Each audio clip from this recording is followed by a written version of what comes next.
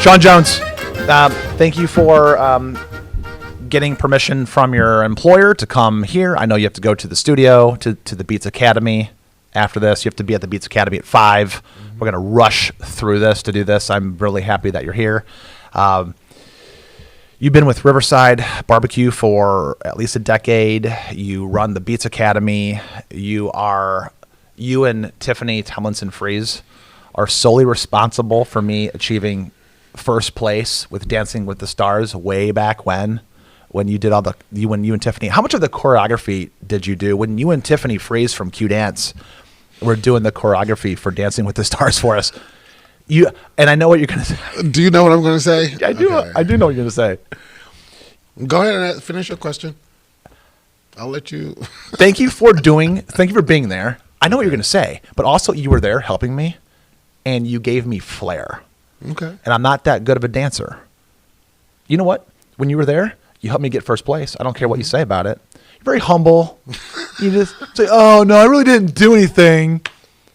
It's like, dude, you and Tiffany put this thing together, and you like to give obviously Tiffany from Q Dance does a really great job. That's my sister. I love Tiffany. Shout out to Tiffany. Right.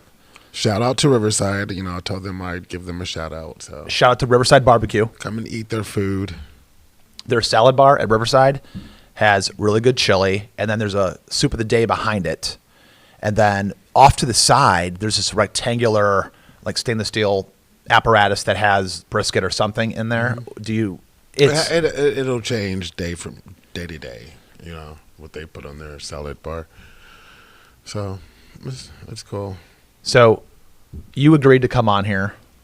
And at first, reluctantly, you're like, I don't really want to do it. Well, because you're busy. Go into it. Okay. Oh, dude, I told you, man. We're not messing around. Yeah, I can handle it. You can handle it.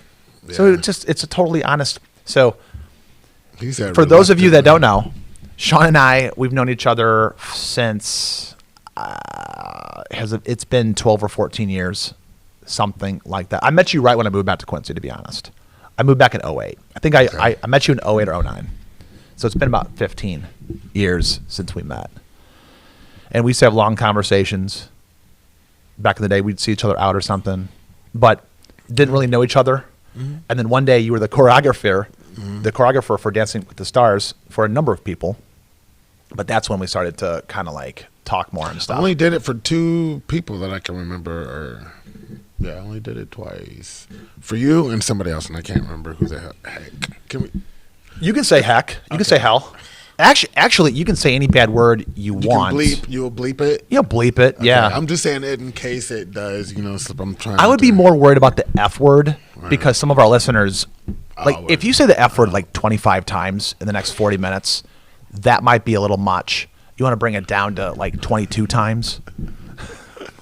So, I do want to talk about lots of things. We're going to get into lots of stuff. One of the things we're going to get into, not right away, but here's a teaser. Somebody wrote a very nice letter to the editor to Muddy River. Did you hear about this? I'm hoping that you haven't heard. I've not. Okay. Anyway, a very, very well-written letter to the editor. And I just want to kind of say her name. If you haven't read this letter to the editor on Muddy River News, it came out a day or 2 ago. It was very well written. I loved it. There's some things that I want to talk about and ask your opinion. Her name is Macy Ferguson Smith from Quincy, Illinois. And if you read kind of a little bit about this person, I think Macy is one of the 100 people selected by the Obama Foundation. There's the Obama Leadership Foundation of entrepreneurial spirits and leaders in the country. She's a part of this. Okay. So the way that you get into this, it's my understanding that you kind of have to be quite a powerful person to get in here. And the reason why I believe that she is a powerful, really good, awesome person is because I read her letter to the editor, Muddy River.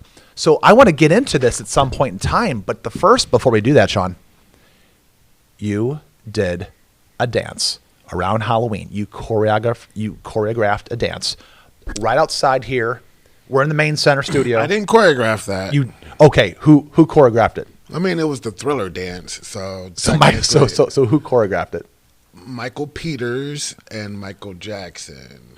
Like the Michael Jackson? Yeah, I mean, it's their choreography from the video Thriller. So Okay, so you didn't choreograph it.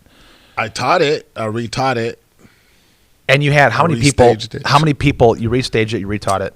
How many people were in that video? Has anybody, Aspen? Did you happen to see the video that was right outside here on the corner about a month ago? It was Halloween, maybe. It was Halloween. A week before Halloween or something like that. Anyway, you are. It was a trunk or treat. Yeah. So how many people did you have do that dance? Probably like 12 to 15 of us. Okay. And I told him, Aspen, once I saw the video, I sent a text to you or something, or I called you. I'm like, No, you saw me at Riverside. is that what it was? Yeah. Oh, yeah. And then I decided to stay and have a beer so I could talk to you because I haven't talked to you in a long time. Yeah. I'm like, and then I kind of gave you some jazz. I'm like, dude, if you're going to do something like that, you have to tell me. And you have to tell everybody you're doing it. And you're like, we're just having a good time. It's like, why don't you tell all of Quincy that you're doing Thriller in the middle of the intersection of 6th and Main? I posted it. I put it all on my Facebook that, hey, we're doing Thriller. If you want to learn, we're teaching I taught the classes like maybe 3 weeks before we did the trunk or treat. So, people, I was able to teach people, whoever. I opened it up to whoever wanted to come. And whoever my post reached. What's the name of your company that you built? The Beat Arts Academy. And how long have you been doing this? 5 years. It'll be 5 years in January, so like in a month.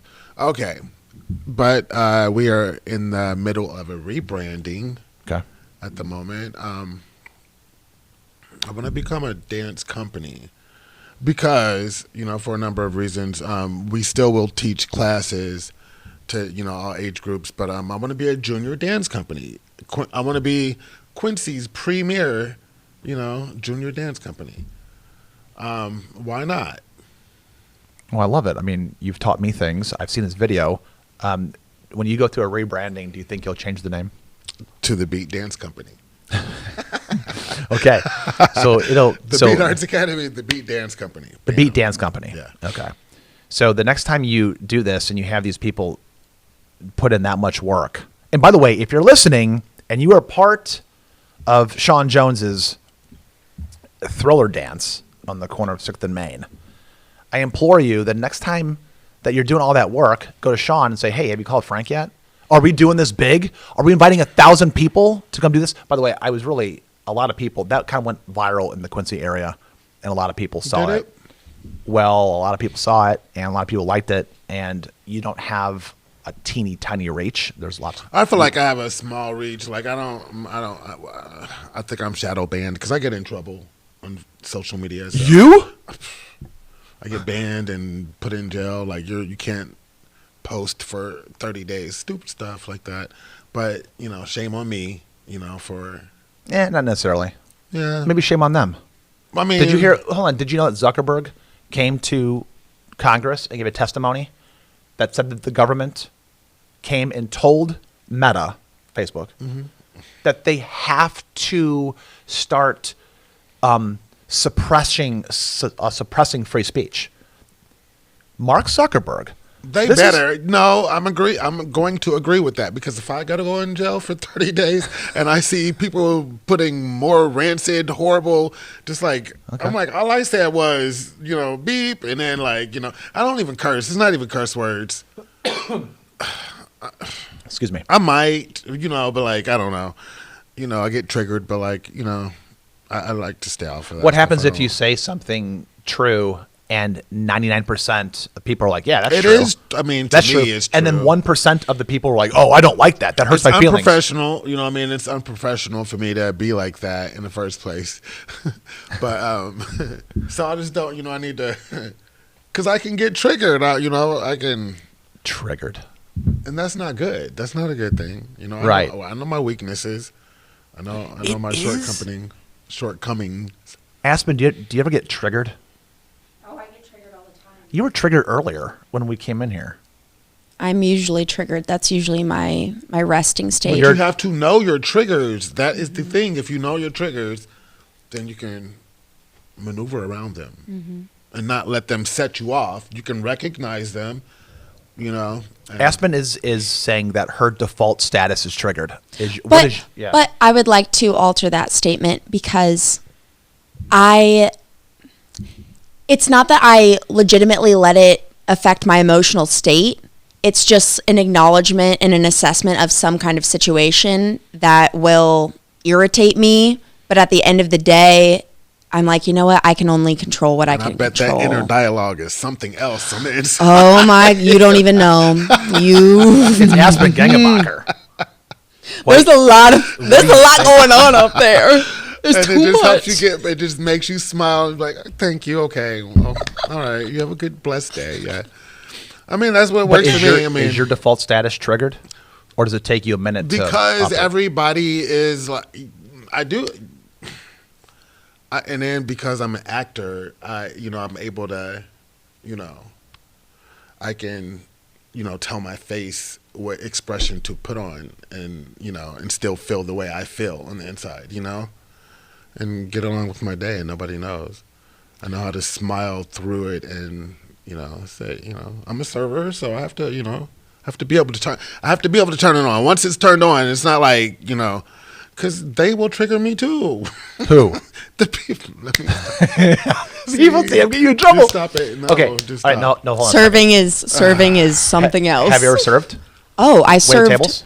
Yes, I only stopped serving like a couple months ago, but I've been doing it since I was 19. Right.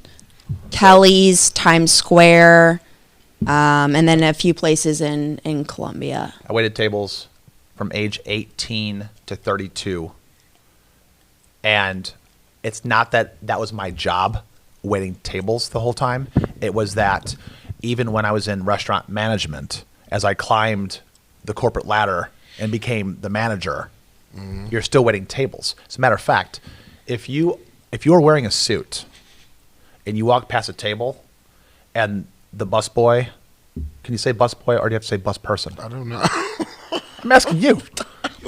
I will. In this case, because it's funny, because it's very funny to me, and so because you know where I'm going. So I go past and I see the busboy, and he's leaving like a whole stack of dishes on the side of the table. I'm in a suit. I have an earpiece on. I'm talking to the door guys. Okay, this is a high-end restaurant. It's a high-end. Yeah. Yeah, but I'm also trying to get the door guys to stop selling Coke at the front door. So I'm like, hey guys. Stop, put it away. David Schwimmer's coming in. This is unacceptable. Do not get caught. Jeremy Piven may want to buy some, but don't do it there. Go back to the alley and do it. Thank you very much. And then I'm picking up. He's always like this. I'm being dead serious. This is real life I'm talking about, okay? No, in a suit, I pick up the trays and I go walk with the dirty trays back to Dishland. Yeah. Okay? That is waiting tables. Yeah, I mean, who wouldn't? It's your restaurant, right? That's why you're in a suit. It didn't belong to me, but yeah, it's my restaurant. You're in a suit. Okay. I'm the manager. Okay, well, this is that kind of restaurant. You're servers and everybody who works in a restaurant, everybody has to do their part in a suit. Well, no, I mean, no, okay, it's except for the dishwashers, and make them have on suits too. Just go all the way out. Yeah, Tyvek suits. Yeah. Oh, see, you just drew the F word. We're gonna bleep that one out. Just edit it, please. No, but you did it really tastefully. Actually, that won't be edited out. We're leaving that in there. Oh, no, man. I'm kidding. I'm kidding. Everyone's going to know what you said when it goes, and all this, beep, they're all going to know what you said.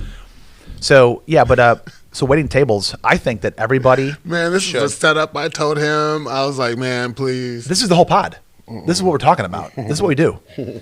But waiting tables, I think everybody should wait tables at least once in their life.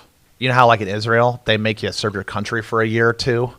In America, you should probably serve your country somehow. And I think everyone should serve their country by waiting tables for 6 months so you understand how it feels to be on those. Time, then. Yeah, you did do. I mean, it's fun. I like it. I don't mind it. More people are kind than not. I don't have any horror stories that. You have no horror stories at all? None? Waiting tables, See, Do you ever have the server dream? No. Do you know what I'm talking about? So here's the server dream. I don't have the server dream anymore. I had a dream Yeah, go ahead. last Tell me. night. Oh. No. Spell Wait, it. was this today? No. Yeah. Okay. Before I went to work, because I went to sleep when I got home last night. So I woke up at like 3 a.m. Then I fell back asleep around 5ish. I was trying to lay back down because I knew I had to be at work at 9. So and like that, I lost my dog. No, somebody stole him In the dream? Yeah, he was a puppy. I have a white dog. He's 9 months, but he's big now. But like, he was small, so I can fit him in my pocket right there. I don't know what. It's such a sketchy dream. Somebody stole, and then I was like, okay, where's my dog? He was with me the whole time, and then he was gone, and everybody was acting so sketchy. Like, well, gotta go. And then like I was calling him. His name is Mojo. I heard him barking. I found him, and I was like thanking God I found my dog, and something else weird happened in this dream. When you woke up, did you go looking for Mojo? No, he was right there. He's laying in the bed. Oh, isn't that a great feeling? Yeah. Did you And I ever- lost my keys. My keys. What? Yes, my keys were, and my Crocs. Yeah. Well, you got 'em on, man. No. You got 'em on. I lost, and I think I had to go back to work. So you And don't. I was like, it was crazy. This was today. This was so it was fresh when I woke up. I remembered it. You got to speak. Sorry. on that thing. Yeah, I was just gonna say, make sure that you're talking. Make sure you're talking in that thing. I got a question. Ever have the server dream? Ask. I have not what it had is. the server So dream. the server dream, for those that have never waited tables, if you wait tables for any length of time, like I'm saying, like at least 6 months, maybe a year. But if you waited tables for like years and years and years, everybody has the server dream. You have to have it. I stopped having it. I have evolved into a new nightmare where I'm dreaming that I have to go back to college. And I'm married with kids, and I have to tell my wife, I'm like, listen, so I really got to go back and I have to go get another degree or whatever the case may be, or finish something I didn't finish. And then it's a terrible situation. And then I wake up, I look around in the bedroom, wife's asleep, it's still dark outside. And I think I pick up my phone and I go, oh, it's like 3 o'clock in the morning. I'm like, oh, I love my life. Please no. But the server dream. You ready for the server dream? Yeah, what is the this server dream? I don't want you to superimpose this and make me have this dream. I don't. My hope for you is that you have the server dream tonight. No. So you're gonna.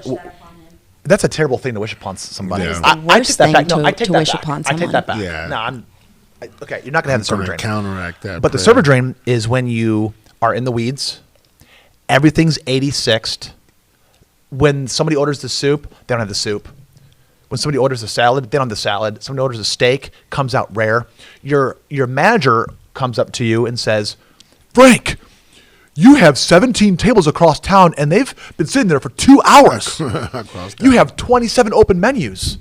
And everything's there's like earthquakes, and you have to jump, and you have to like swing from vines through the jungle to get to the next table. Mine isn't that exotic. I'm not having that dream. Yeah, I don't wish that upon you. Mine, though, is always I'm at Kelly's and it's packed and the drink station is at Carl's Shoes.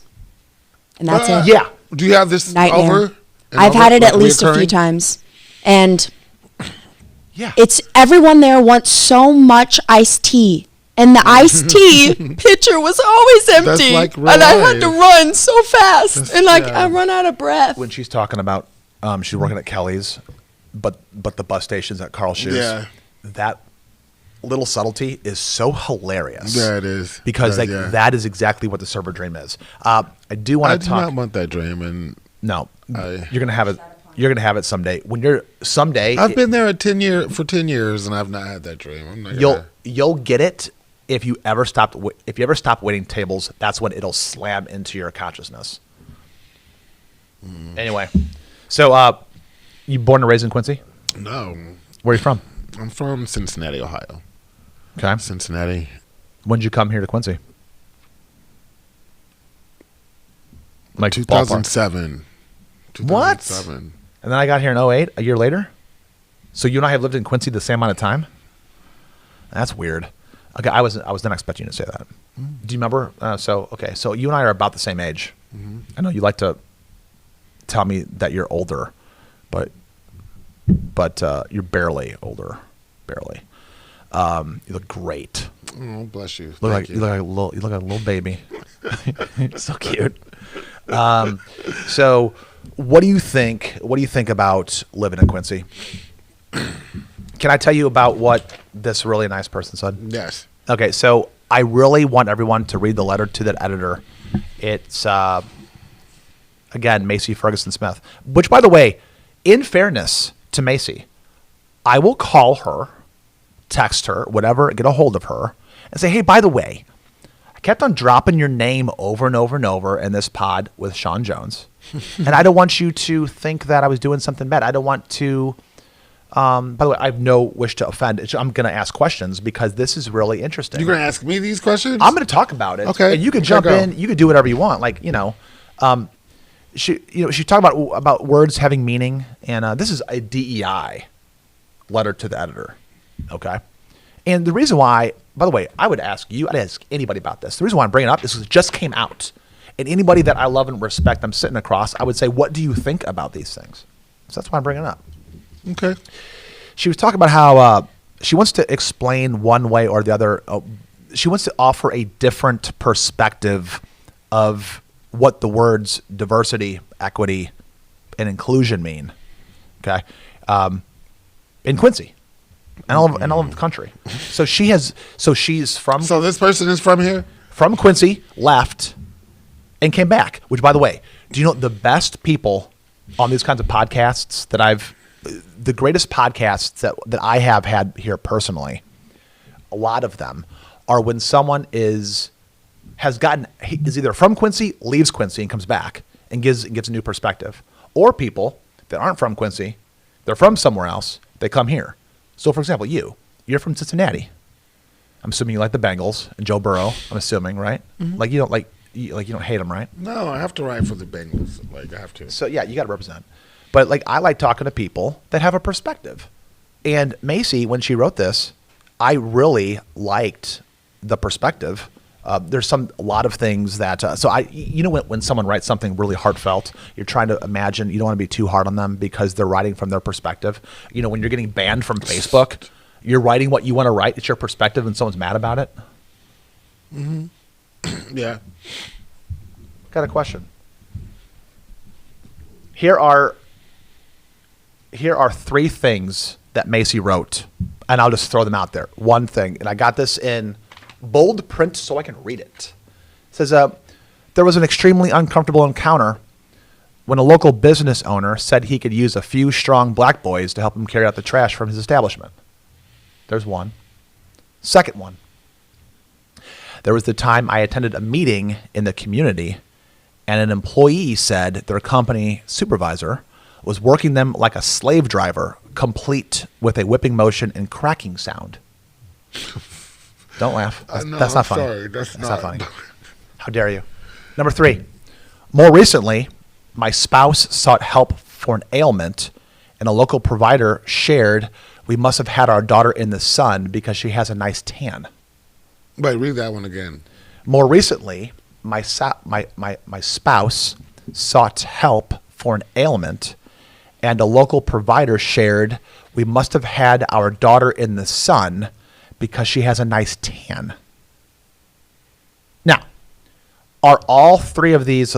So, by the way, the reason why Macy gave these examples is because she asked a rhetorical question. She wrote, am I a weak snowflake for wondering how people can say these things out loud and not think there may be biases at work? Am I wrong? Am I wrong this lady, for wanting accountability? So hold on, but before you get yourself canceled. Hold on, I would just like to interject and say that the whole the tan thing made sense because I don't know if you would clarify this that Macy is black and her spouse is white. That's where their child is biracial. So that was where the whole tan. So okay, these are questions that she's asking to who? No. She wrote a letter to the editor. Okay. And she was giving examples of things that I don't think that she appreciated. I don't think she liked. These are 3 examples that I put in bold. And then she asked the question rhetorically. Am I a weak snowflake for wondering how people can say these things out loud and not think there may be biases? Am I wrong for wanting accountability? And so, by the way, in fairness to Macy, again, I'm talking about Macy like she's not here. She's not here. I have enormous respect and I admire Macy for writing this. I'm talking about it because it's in the news. I'm encouraging people to go to Muddy River to read the letter to the editor. It's very well written, by the way. It's very well written. I enjoyed it. I read it multiple times. And I encourage, I'm encouraging more and more people to read this and ask themselves questions. To Aspen's point, it's like, okay, well, the reason why it's a problem is because someone's black, someone's white. You're talking about like the color of the baby's skin. I'll tell you. No, I wasn't making any comment one way or another. I just think that if I hadn't, and I haven't read the entire op-ed, that the tan comment would not have made sense to me had I not known that. I don't know if you had mentioned that the author of that was black and their spouse was white. Otherwise, that comment made no sense. Oh, okay. What you're saying? Yeah, I just wanted to clarify that that's where that was coming from. They were referencing a biracial child. Do I need to say here's who's black, here's who's white? No, because here are the players. Like what? How am I? Is that supposed to make like I don't know? Like I don't see. Okay, one thing I'm not triggered by is racism. Only because, like, I've only been black my whole life, so that's all I got to go by. You know what I mean? So, like, when you hear about like racism, people get mad. Even if it's a white person get mad, I don't know. Like, it's to me, it's silly. It's so silly. It's so silly. What's silly? Racism and then like I don't know. I'm inappropriate. No, it's okay. I mean, don't spit any hate towards anybody. But you can give. Like, no, listen. You can give your opinion. You're allowed to give your opinion. Like I mean, like okay. I don't know. See, like I'm not the one. You are the one. You are the one, man. You are my Neo. This is why I need you. I need you so much. Come on. Because like I don't know. See, I don't want to offend anybody. I don't. You know, I'm not trying to offend anybody. But like, this stuff has happened. I've heard it. I've seen it. Honestly, more than once. I've both. And I chuckled at that because I've probably have done that. You know what I mean? Like you've said stuff like that. Yeah. Like, and that's not good. But like, I'm leaving. I have done that before. You know, like. But, like, everybody's been a slave, you know? Like, I don't know. I try not to get hung up in the racial thing because, like, you know, like, if you don't align yourself with, you know, how these people feel, then, like, you're this or that. You're a sellout or you don't care about, you know, you're self-hating. If you don't align yourself with these people that you belong to, then you're self-hating, blah, blah, blah, or, you know, whatever.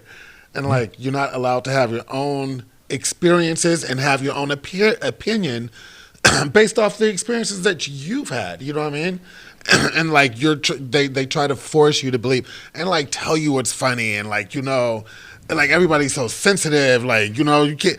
Dave Chappelle is one of my favorite comedians because, like, he can go there. And then, like, if I laugh at his joke and I'm not offended by his jokes, then and I still applaud him and I still say he's the GOAT of comedy, you know, then I am a self-hating this or I'm trans, you know, they try to, so, you know what I mean? Listen, you're talking to a guy who got kicked off of Facebook for 90 days for saying trans women are trans women.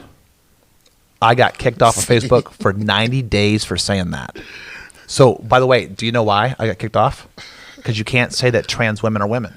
Back during a year or two ago, a couple of years ago, when that was like all the rage to talk about trans stuff, which, by the way, everybody talks about trans stuff all the time. People talk about it all the time. You got like half the country saying, please don't put it in my face. And the other person, and the other side of the country is like, we're not putting it in your face. And then the people are like, you're talking about it every single day. you won't shut up about it. They're like, well, we need to address these things. But do you know why you can't say trans women are trans women? Because what you're supposed to say is trans women are women. That's the correct thing to say. You can't go off the narrative. You can't go off the narrative. Okay. Off limits. Okay. Off limits. Yeah. All right. So let's go back to this. By the way, Macy Ferguson Smith. I didn't mean to be like that, but I mean, I'll say this. Right. I don't like to run away. I don't want to offend anybody, but like trans women. I don't know. Oh no, we don't have to do this. Okay. Oh no, pass. Okay, pass. We're past trans. Pass. Which I do like. I do like Dave Chappelle's take. If you ever want to have like a deep dive into the collective psyche of Dave Chappelle, you go to YouTube and you take a look at what he had to say about the LGBT community. He's pretty much saying, I will say this. I'll Yeah. say this, and I'll put a cap on it. Just to like stuff like when putting the feminine products, like changing a symbol or something to accommodate ones that can't use that feminine product. yeah, You understand what I'm saying? Yeah. So, you're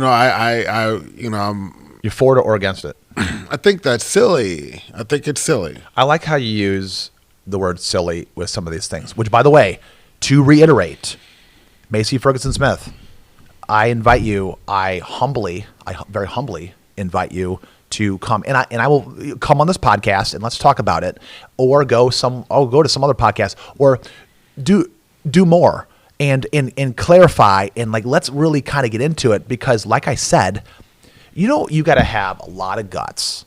And that's what I think you would agree. You got to have a lot of guts to write any kind of letter to the editor, and then it gets posted, and then you're like, oh crap, they actually posted that? They published what I just wrote? I mean, do you know what I mean? Like, if you feel really strong about something. No, I wouldn't. Okay, no, okay. I wouldn't. You wouldn't. You don't think it takes guts? It does take guts. I don't Yeah. have. I don't think I have the guts to.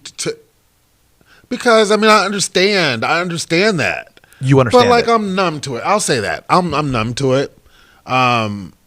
It doesn't affect me the same, and I don't know if that's a bad or a good thing. I don't know. But like, it just doesn't. You know what I mean? And I can't tell anybody how they should feel about whatever. You know what I mean? Like, because I mean, I've heard those things, but like, what am I going to do? Because somebody said that. What am I going to do? What should you do? What should you do? What am I going to do? Well, it depends what it is. Like, for example, Like, I can let that be like also, what I mean? Oh, break me down. You know what I mean? I am that because they said that, because we stood. But like, I don't know. Like, a wise man said to me probably the other day, a lot of black people in our country, they like to embrace the slavery thing. Like, that is all we were. Like, we have no, history before that. Like in America. Yeah, I understand our time in America, we were only, slaves or whatever. Then we had to deal with Jim Crow era. Then we had to deal with all these eras of oppression. But that's not all our history is. right.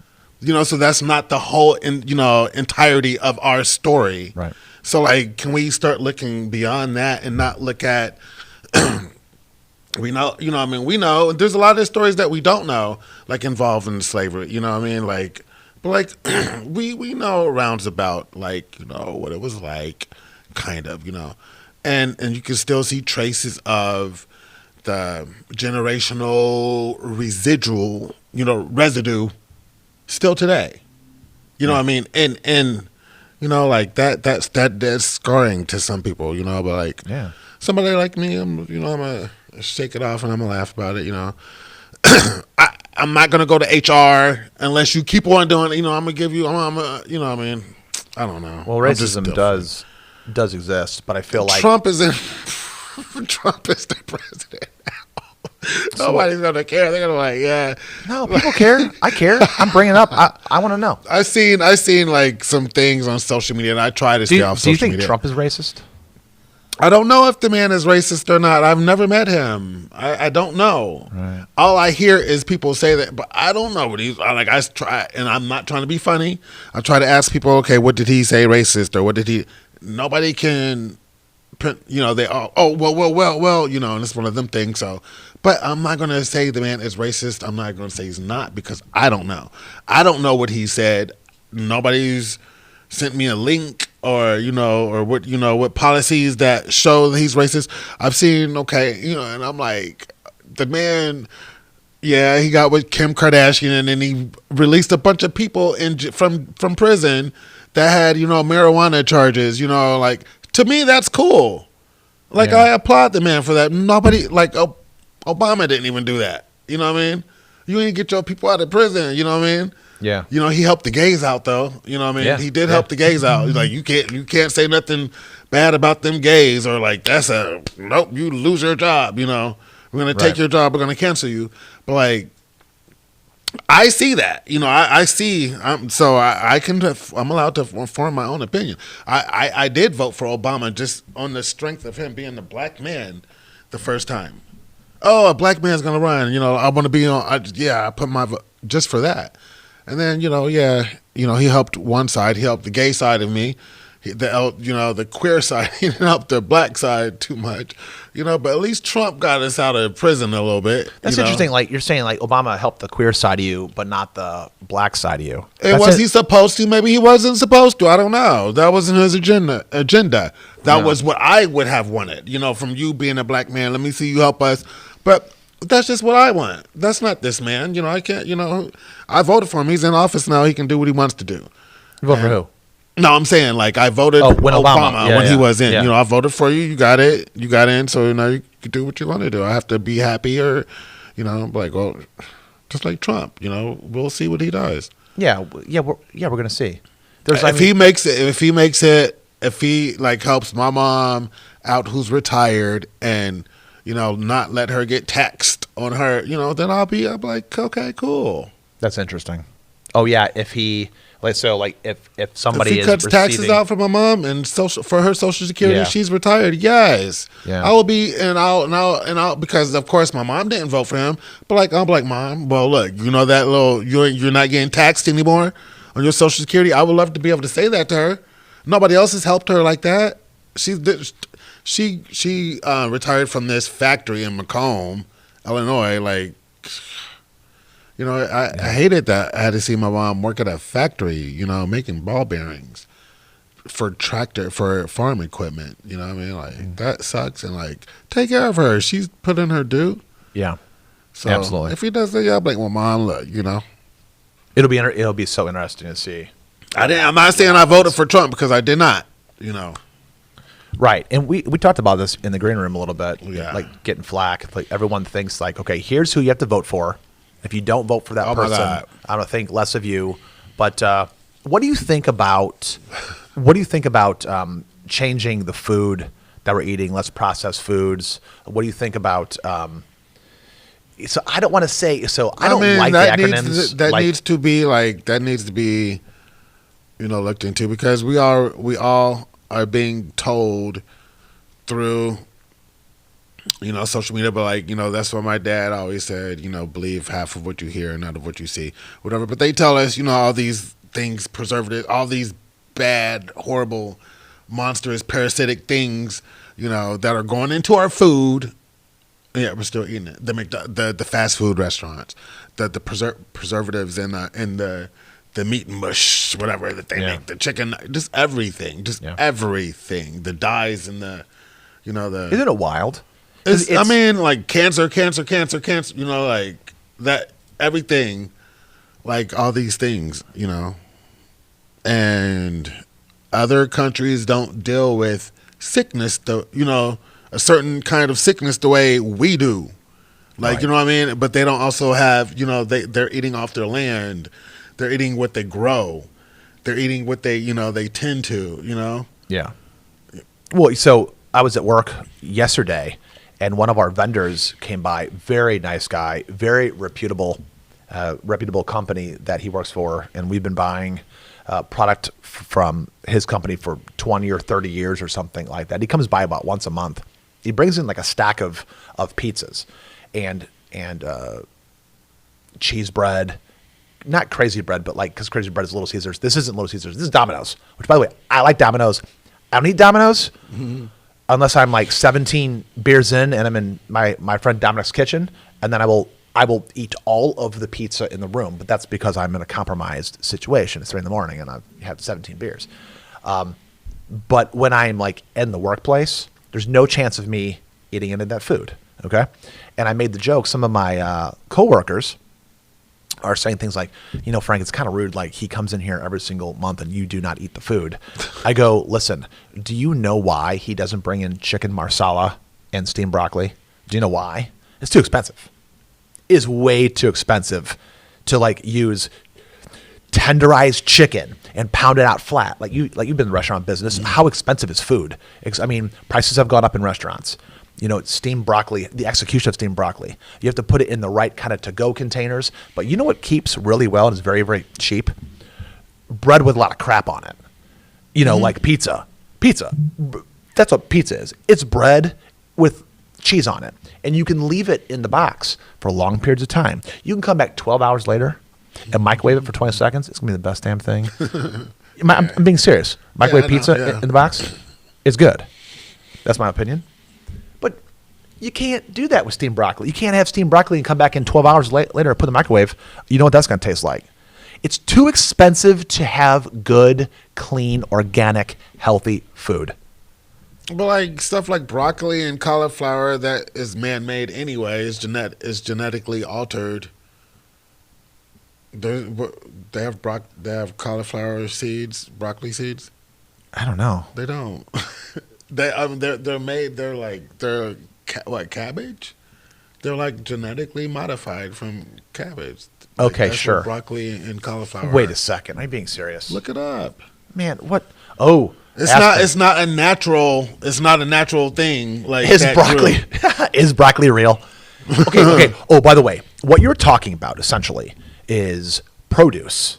Like huge beefsteak tomatoes. Have you ever seen like the big huge ones? That's a mess. Yeah. Oh, I'm saying when you're looking for tomatoes, when you're looking for all different kinds of produce, it has been said that some of these things that you're finding in the produce section at your local grocery store has been genetically modified, to your point, where you're saying like, oh, this is not what broccoli normally looks like. Actually, if you want real broccoli, you have to go to Italian nothing rapini. has seeds. Yeah. Nothing has seeds. You can't, like, grapes don't have seeds anymore. Like, I remember grapes had seeds you had to spit out when I was a kid. Do cherries have seeds anymore? They're supposed to. Yeah, Are there seedless cherries? Cherries have pits. Yeah, Pits. pits Yeah. of seeds. Right, pits or seeds, right? Also, broccoli is technically man-made, but it's not necessarily because of any genetic modification. It's because of selective farming over a long period of time. Well, there's genetic modification in everything. You're totally not wrong. But broccoli was not a thing that was just naturally growing until farmers in the Mediterranean cultivated it from wild cabbage. You see why I like this producer that fact checks things? You see, like, I feel very smart for intertwining this pod with Aspen Gengenbacher. So Cauliflower too. Moving away from broccoli and cauliflower, you've got to be at the studio, so we're going to jump off here in like 2 minutes. But the new Beat Dance Company, did I say that right? Yeah. Okay. And you're going to go through a rebranding. And what are your general hopes as we kind of tie this up? What are your general hopes for your new rebranding? I just want to become, like I said, Quincy's premier dance company. Since we've opened, people have started calling me, booking me for events. We would like you to open for this event. We would like you to open for this one. People started calling me from Hannibal. People started calling me from Macomb. So somehow, and I'm not advertising like that, just the video, whatever I posted, whatever is getting out there is getting out there, and the people are just, People, Arts Quincy, is that what it's called? Yeah. They hire us to, open up for performance. Do you ever talk to Laura Siebert? Yeah, all the time. Okay. She's awesome. she's very supportive, and very, awesome. very helpful, So I just would like to focus on having a dance group of youth, up to high school or up to college. When I came here, when I first moved here, a couple of years after I moved here, actually, there was a lady named Danae Jordan. I don't know where she's. I think she was from Ohio, maybe, but she had a dance company here, Quincy